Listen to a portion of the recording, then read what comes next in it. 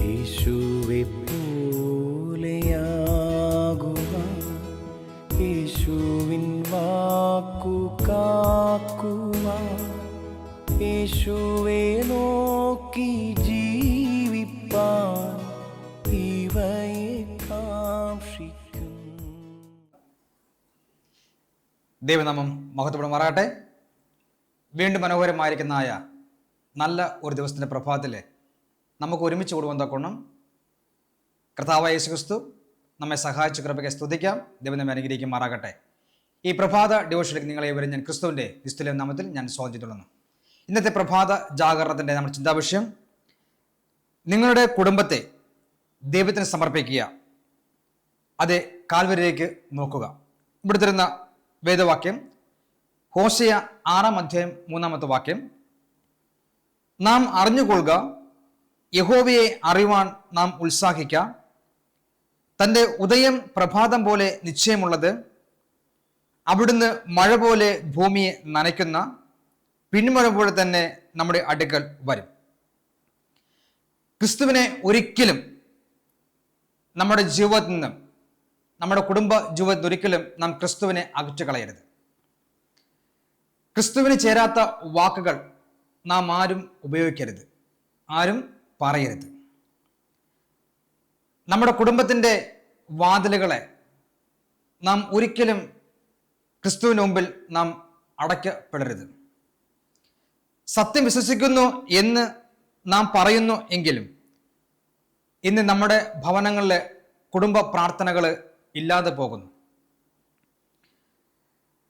സ്വർഗസ്ഥനായ നമ്മുടെ പിതാവിൻ്റെ കരങ്ങളിൽ നാം നമ്മെ തന്നെ സമർപ്പിക്കേണ്ടതായ സമയം ഏറ്റവും അതിക്രമിച്ചിരിക്കുന്നു.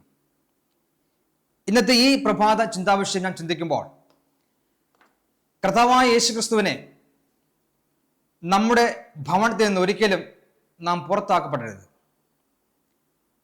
സന്ധ്യാപ്രാർത്ഥന ഇന്ന് നമ്മൾ അനേക ഭവനങ്ങളിൽ ഇല്ലാതെ വരുന്നു.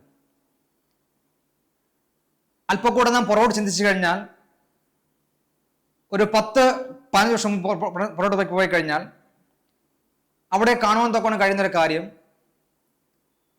മുൻകാലങ്ങളിൽ നോക്കുമ്പോൾ പിതാവ്, മാതാവ്, മക്കളൊക്കെയും തങ്ങളുടെ സ്വന്തം ഭവനത്തിലിരുന്നു കൊണ്ട് ഒരുമിച്ചിരുന്ന് പാട്ടുപാടി ഭജന വായിച്ച് ദൈവത്തോട് പ്രാർത്ഥിക്കുന്നതായ ഒരു കാഴ്ച നമുക്ക് കാണുവാൻ തൊക്കണം കഴിയുമായിരുന്നു.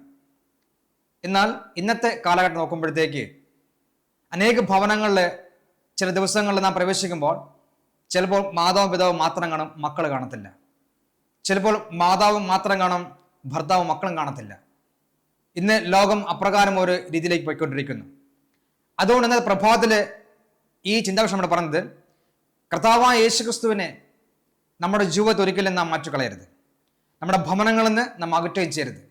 ഈ കർത്താവായ യേശുക്രിസ്തുവിനെ നമ്മുടെ ജീവിതത്തിൽ നാം കൂട്ടുമ്പോൾ നമ്മുടെ സ്വഭാവത്തിന് മാറ്റങ്ങളെ ഉണ്ടാകരുത്. ഇന്ന് ഈ കർത്താവിനെ സ്വീകരിച്ചതായ പല വ്യക്തികളുടെ ജീവിതത്തിൽ പരിശോധിക്കുമ്പോൾ അവരുടെ സ്വഭാവത്തിന് മാറ്റങ്ങളെ വരുന്നതായിട്ട് നമ്മൾ കാണാൻ നോക്കണം സാധിക്കുന്നുണ്ട്. ഇവിടെ ഈ വാക്യത്തിൽ ഇങ്ങനെ നമ്മൾ പറഞ്ഞു, ഞാൻ അബ്രഹാമിനെ അറിയുന്നു, അതെ അവൻ തൻ്റെ മക്കളോടും തൻ്റെ കുടുംബക്കാരോടും ദൈവത്തിന്റെ വഴി പ്രമാണിക്കുവാനും നീതിയും ന്യായവും പ്രവർത്തിക്കുവാനും കൽപ്പിക്കും. അതെ, തീർച്ചയായിട്ടും ഇവിടെ കർത്താവായ യേശുക്രിസ്തു പറഞ്ഞൊരു കാര്യം, പിതാവ് ദൈവം അബ്രഹാമിനെ അറിയുന്നു. എന്തുകൊണ്ടാണ്? അബ്രഹാമും അബ്രഹാമിന്റെ കുടുംബവും ദൈവത്തോട് അത്രത്തോളം വിശ്വസ്തയോടുകൂടി അടുത്തിരുന്നു. അങ്ങനെയെങ്കിൽ ഈ കാലഘട്ടത്ത് എന്റെയും നിങ്ങളുടെയും കുടുംബത്തെ ആ കർത്താവ് അറിയണമെങ്കിൽ അബ്രഹാം പിതാവ് ആരാധിച്ചതുപോലെ തന്റെ കുടുംബവുമായി, തന്റെ മകനുമായി, മക്കളുമായി ചേർന്ന് നിന്നണം നമ്മൾ ദൈവത്തെ ആരാധിക്കേണ്ടത് ഈ കാലഘട്ടത്തിൽ ഏറ്റവും അത്യാവശ്യമായിരിക്കുന്നു. ഇവിടെ ക്രിസ്തുവിൻ്റെതിൽ നിന്ന് തുല്യമാകണം മക്കളുടെ മനോഭാവം എന്ന് ആഗ്രഹിക്കുന്നെങ്കിൽ ആദ്യം നാം എന്ത് ചെയ്യണം? അപ്പനും അമ്മയും ആയിരിക്കുന്ന നമുക്ക് എന്ത് ചെയ്യണം? നമുക്കൊരു മാതൃകാപരമായ കുടുംബജീവിതം ഏറ്റവും ആവശ്യമാണ്. അപ്പനും അമ്മയും ദൈവത്തെ അറിയുന്നുവെങ്കിൽ തീർച്ചയായിട്ടും ആ മക്കളും ദൈവത്തെ അറിയും. മാതാപിതാക്കൾക്ക് ദൈവത്തോട് സ്നേഹമില്ല എങ്കിൽ മക്കൾക്കൊരിക്കൽ ദൈവത്തോട് സ്നേഹമില്ലാത്തതായ ഒരു കാലഘട്ടത്തിലേക്കാണ് നാം കടന്നു പോയിക്കൊണ്ടിരിക്കുന്നത്. ഇവിടെ നിങ്ങളെയും നിങ്ങളുടെ മക്കളെയും സ്വർഗത്തിന് യോജിച്ചവർ ആക്കുന്ന വിധത്തിൽ ആകണം. നിങ്ങളുടെ ഓരോ ക്രിയയും നിങ്ങൾക്ക് അതിൽ പ്രത്യേക സഹായം ഉണ്ടാകും. തീർച്ചയായിട്ടും പ്രിയമുള്ള എൻ്റെ മാതാപിതാക്കളെ, ഈ പ്രഭാത ഡിവോഷൻ കേൾക്കുന്ന പ്രിയപ്പെട്ട സഹോദരങ്ങളെ, കർത്താവായ യേശുക്രിസ്തുവിനെ നമ്മുടെ കുടുംബത്തിലേക്ക് നാം ക്ഷണിക്കണം, നമ്മുടെ ജീവിതത്തിൽ ക്ഷണിക്കണം. നമ്മുടെ കുടുംബത്തിന്റെ ഓരോ തലങ്ങളിലും ഈ കർത്താവിന്റെ സാന്നിധ്യം ഏറ്റവും ആവശ്യമാണ്. ഇന്ന് നമ്മുടെ തലമുറ നാശത്തിലേക്ക് പോയിക്കൊണ്ടിരിക്കുകയാണ്. അപ്രകാരം ഉണ്ടാകാതിരിപ്പാൻ തക്കോണം ഈ ദൈവത്തെ നമ്മുടെ കുടുംബ ജീവിതത്തിൽ സ്വീകരിച്ചുകൊണ്ട്, നമ്മുടെ കുടുംബ പ്രാർത്ഥന സ്വീകരിച്ചുകൊണ്ട് ഒരുമിച്ച് മുന്നോട്ട് നീങ്ങാം. അതിനായി പ്രാർത്ഥിക്കാം. ഇന്നത്തെ പ്രഭാത ചിന്താവിഷയം നമുക്ക് ഏവർക്കും അനുഗ്രഹമായി തീരുവാൻ തക്കണം. ദൈവം അനുഗ്രഹിക്കുമാറാകട്ടെ. ആമേൻ. നമുക്കൊരു വാക്ക് പ്രാർത്ഥിക്കാം. അടിയങ്ങൾ ഏറ്റവും അധികം വാത്സല്യമായി സ്നേഹിക്കുന്ന സ്വർഗത്തിലെ വാഴ്ത്തപ്പെട്ട നല്ല പിതാവേ, നല്ല പ്രഭാതത്തിന് ഞങ്ങൾ കർത്താവിനെ സ്തുതിക്കുന്ന സ്തോത്രം ചെയ്യുന്നു.